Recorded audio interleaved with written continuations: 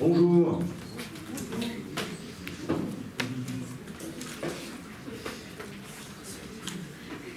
L'agriculture et la ville, en fait, c'est un peu l'histoire d'un vieux couple. L'agriculture, au départ, elle s'est un peu laissée faire. Et la ville, elle l'a conquise à force d'ardeur et d'entreprise. Mais leur relation est difficile et elle est teintée de domination, d'asservissement. Et l'agriculture, elle étouffe en fait. Et elle n'a plus sa place. Et elle cherche son espace vital, alors que c'est elle qui porte la charge de la sécurité des ventres. Donc de ce côté, la ville, elle se rend bien compte de la situation et elle se rend aussi bien compte qu'elle ne peut pas vivre sans l'agriculture. Un seul être vous manque et tout est dépeuplé.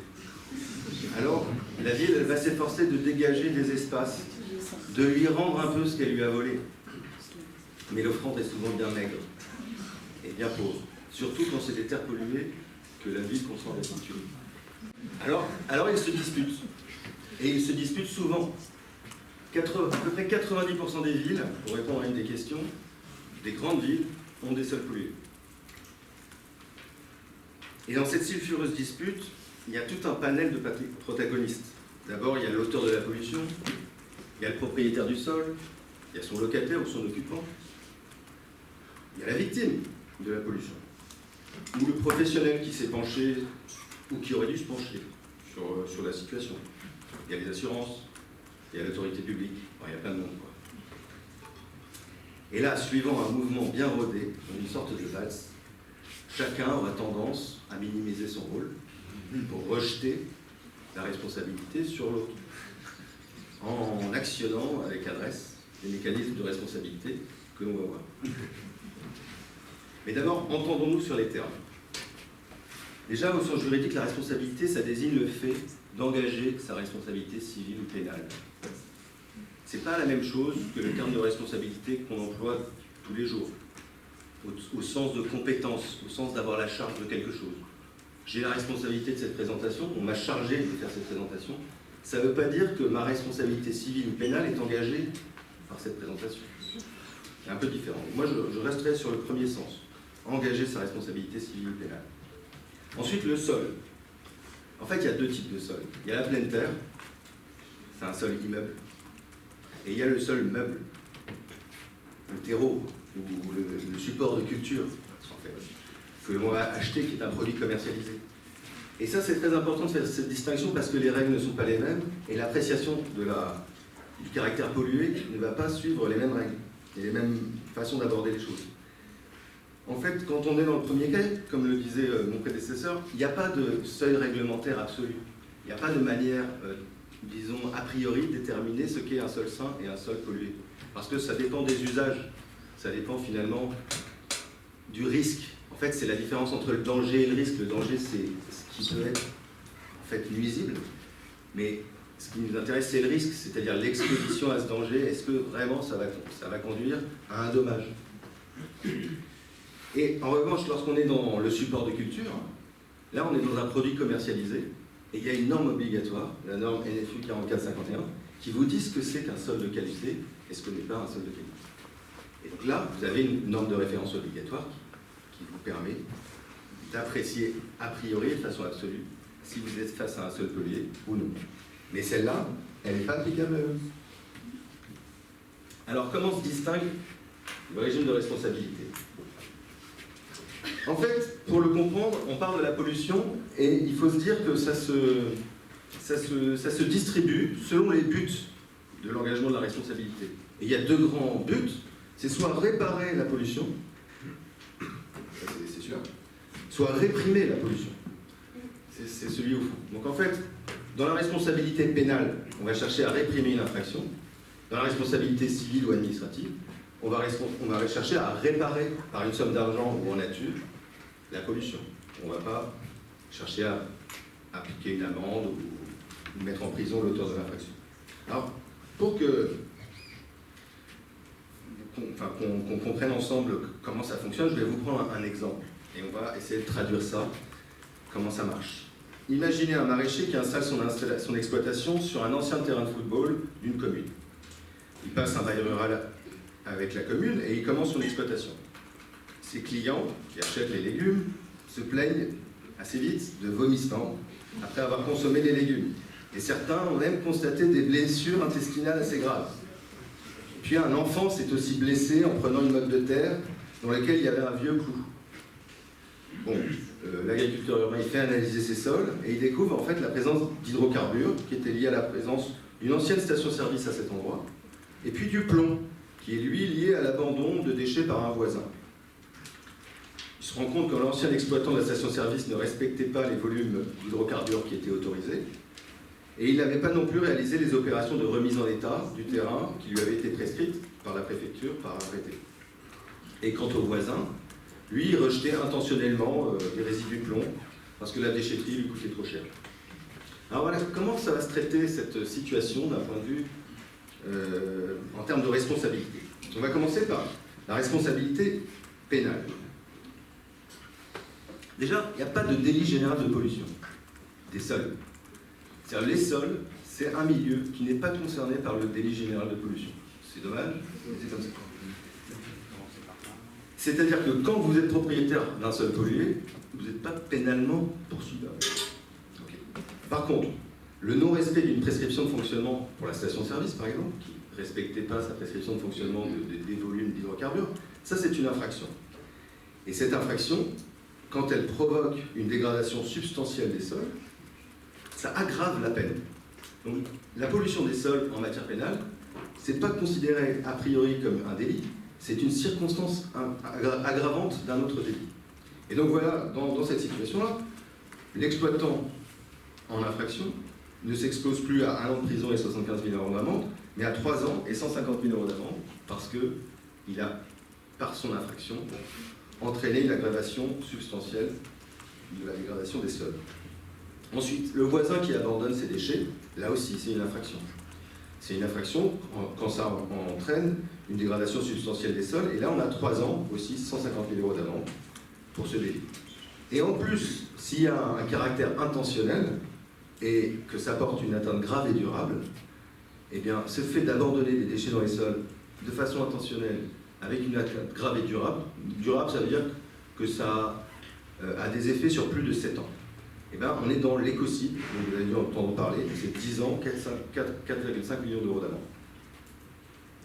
Enfin, il y a quand même le client qui a des blessures intestinales graves ou l'enfant qui s'est blessé avec la motte de terre.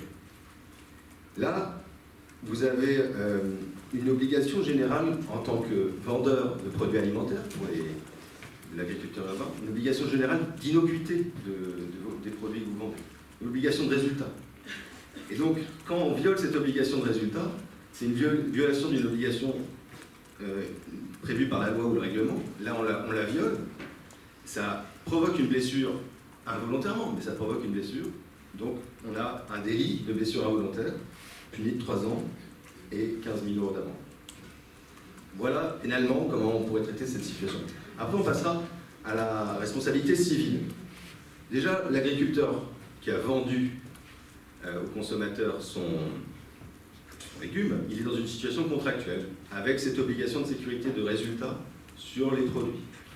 Donc, il manque à cette obligation, il engage sa responsabilité contractuelle, ça veut dire qu'il doit dédommager l'intégralité du préjudice subi par le consommateur. La commune, à l'égard de l'agriculteur urbain, elle lui a loué un terrain, un bail rural. Dans le bail, il y a une obligation de délivrance conforme du terrain. On vous a loué un terrain pour que vous fassiez de l'agriculture. Si le terrain il est impropre à la consommation, à l'exploitation, parce qu'il a des polluants, il y a un manquement à l'obligation de délivrance conforme. C'est un manquement à une obligation essentielle du bail. Le bailleur engage sa responsabilité dans ces cas-là. Et donc, l'agriculteur urbain qui va devoir payer des dommages et intérêts au consommateur qui s'est blessé va se retourner contre la commune qui lui a loué le terrain en lui disant vous auriez dû me dire et vous auriez dû me délivrer un terrain qui est conforme. Vous ne pouviez pas, et même si vous ne le saviez pas, vous avez une obligation de délivrance conforme. Donc là aussi, responsabilité contractuelle. Et puis en plus, on peut se dire que la commune a une mauvaise foi, parce que s'il y avait de l'abandon de déchets, une station-service ancienne elle était sans doute au courant qu'il y avait potentiellement des pollutions. Et puis, celui qui s'est blessé avec le clou, l'enfant qui s'est blessé avec le clou sur le terrain, quand on a pris à bail un terrain, on a un transfert de la garde de ce terrain. Celui qui est le locataire ou l'occupant, il a la garde du terrain. Ça veut dire qu'il est responsable du fait des choses. Et le clou qui blesse l'enfant, c'est la responsabilité. Ça entraîne la responsabilité du gardien. Et le gardien de ce clou, comme c'était chez l'occupant, même s'il n'en est pas propriétaire, il en est gardien, il va être responsable de cette blessure au titre de la responsabilité du fait des choses. Et puis, il y a quand même le pollueur, le dernier exploitant de la station service. Lui, il est aussi responsable de la remise en état du terrain, et ça engage sa responsabilité délictuelle. C'est une faute de ne pas remettre en état son terrain à l'égard de l'agriculteur urbain qui va en souffrir. Et donc, l'agriculteur urbain va pouvoir se retourner aussi devant le dernier exploitant pour engager sa responsabilité civile. Tout ça, c'est pour réparer le dommage, pour obtenir des dommages intérêts. Et enfin, voilà, c'était ça, on va passer là. Voilà. C'est la responsabilité administrative. Finalement, les autorités publiques qui sont chargées, par exemple pour le préfet, de contrôler la station-service, au titre de la police des ICPE, des installations classées, eh ben, elle n'est pas allée au bout, visiblement, de son travail. Déjà, elle a permis qu'il y ait une station-service qui dépasse les niveaux d'hydrocarbures, et puis elle n'a pas fait en sorte qu'il y ait une remise en état correcte. Donc il y a une carence dans l'exercice des pouvoirs de police du préfet qui engage la responsabilité administrative de l'État. De la même manière, celui qui a abandonné le voisin des déchets sur le terrain, il y a une carence de l'autorité de police des déchets, c'est le maire qui est responsable de la police des déchets et qui aurait dû intervenir pour empêcher l'abandon et voilà, ce dépôt sauvage de déchets sur le terrain. Carence aussi de l'autorité de police des déchets.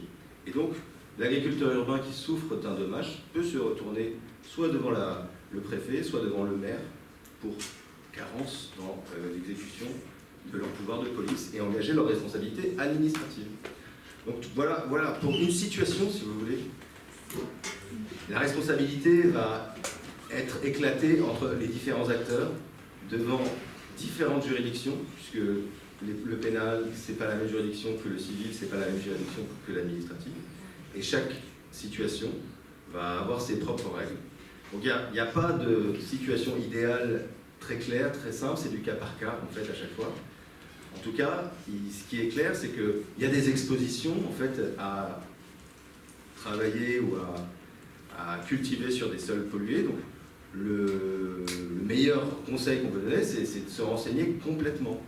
Se renseigner complètement sur la nature du sol que l'on a, et puis ne pas hésiter à aller appeler la responsabilité de chacun pour avoir le sol le plus sain possible. Et puis, moi, pour terminer, je voudrais juste partager ma déception du fait qu'il n'y ait pas quand même un texte réglementaire qui vous dise quel est un sol sain. En fait, et tout ça parce que le droit s'en fiche en fait du sol. D'une certaine façon, il ne l'appréhende pas. Il l'utilise simplement pour ses fonctions. En fait, on l'exploite le sol, mais on ne cherche pas à le protéger en lui-même. Et d'ailleurs, il n'y a pas de chapitre dans le Code de l'environnement qui s'appelle le sol. Il y a un chapitre l'air, l'eau, mais le sol, il n'y a pas. Donc, moi, je vous appelle à mobiliser les pouvoirs publics pour que, enfin, le sol soit considéré peut-être comme une personne vivante, ce qu'elle est d'ailleurs, et qu'on ait finalement des critères de santé du sol pour lui-même. Merci.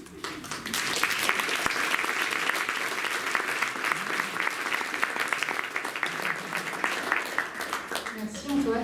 Est-ce que vous avez, pareil, 3 questions avant de prendre un petit temps de pause? J'aurais une question sur ce qui se passe lorsqu'un gestionnaire d'espace d'agriculture urbaine hors sol se fait livrer, c'est un cas que je connais, se fait livrer une terre qui est complètement polluée. Vers qui il se retourne? Vers son vendeur. Parce que, en fait, le vendeur, il a l'obligation de délivrer une chose conforme à ce qu'on a acheté. Et donc, si la terre est polluée, il n'a sans doute pas acheté une terre polluée. En fait, la question, elle rejoint en fait, le premier débat, c'est est-ce que cette norme-là sur les supports de culture, elle est applicable aux terres excavées? En fait, moi, j'ai pas vu de jurisprudence qui le disait. Et ce serait dommage, c'est dommage que ce ne soit pas le cas, parce que en fait, ça permettrait d'avoir une référence, mais il est clair que voilà, le vendeur, dans cette situation-là, il doit reprendre la terre et ramener une terre qui n'est pas polluée.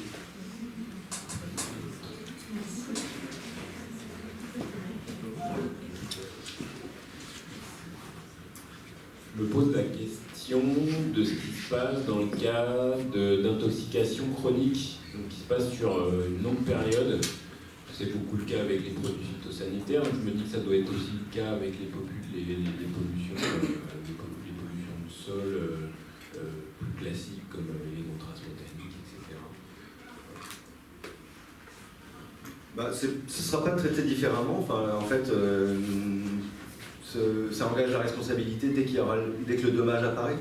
Donc s'il y a une contamination qui est en fait lente et qui met du temps à se déclencher, finalement la responsabilité se nouera au moment où le dommage va réellement apparaître. Donc, on peut être parfois contaminé sans en souffrir, puis à un moment il y a une sorte de dépassement d'un seuil et là on déclenche une maladie.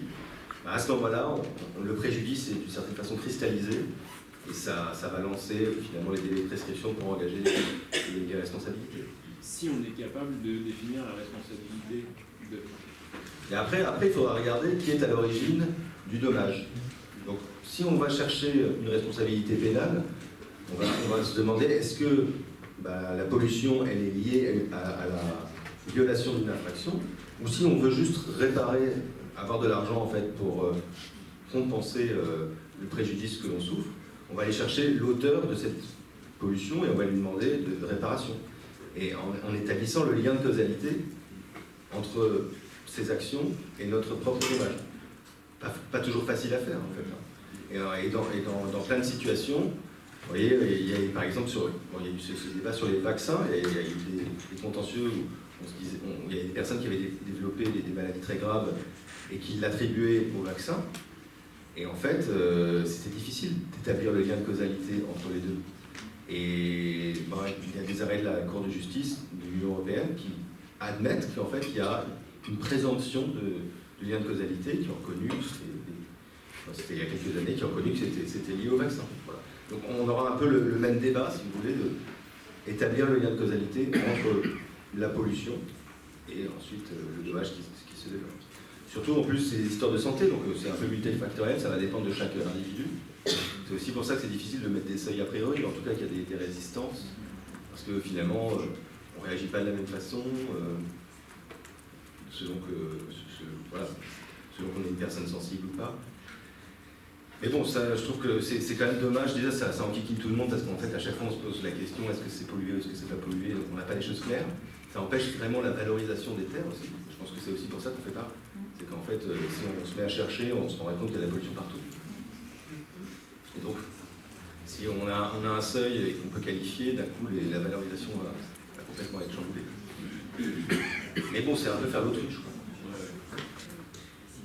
Juste peut-être pour éclairer, juste ce point-là et la LFU, par rapport au seuil, je m'attendais à ce que tu me dises, mais la difficulté de fixer des seuils, c'est aussi le fonds régional. C'est-à-dire qu'il y a un seuil moyen régional qui n'est pas le même en fonction de là où on est, même en France. Donc de toute façon, on ne part pas de la même base. Donc c'est compliqué de fixer des seuils. Et sur la NFU 44-551, qui est celle, en fait, à ma connaissance, c'est plutôt ce qui propose des terreaux, je pense que c'est compliqué d'utiliser sur des terres excavées parce qu'en fait, elle ne fixe pas que des seuils sanitaires, que ce soit des seuils de micro-organismes ou des démonstrations métalliques. Elle fixe aussi des seuils de nutriments. Ouais. Et donc, pour des terres excavées, c'est compliqué parce qu'en fait, quand vous achetez de la terre excavée, vous n'achetez pas avec un seuil du BK et compagnie. Oui, c'est sûr, mais vous achetez quand même de la terre de culture. Enfin, après, c'est juste la destination. C'est que si vous achetez de la terre excavée pour faire un potager, finalement, vous n'auriez pu acheter du terreau. Oui, c'est pas le même produit, ça. Non, mais c'est quand même le même but, quoi. Les gens qui font les textes au sol, vous direz que c'est pas la même chose. Vous allez avoir soit un support de développement de la plante, soit une structure du sol, en fait. C'est la différence entre cette structure. Mais après, moi, c'est vrai que j'ai toujours du mal. à me dire, en fait, la terre n'est pas un support de culture. En même temps, c'est quoi alors? C'est compliqué. Mais vous achetez, quand vous achetez du sable, du limon et de l'argile, hein, vous achetez pas de la matière organique et de LPK. Ah oui, mais on cultive moins bien sur le sable. Je vous propose qu'on organise une session de 2h30 sur les supports de culture. Demain, on se retrouve. Blague à part, c'est des sujets passionnants et on est aussi heureuse que ça soulève d'autres sujets. Merci encore, Antoine.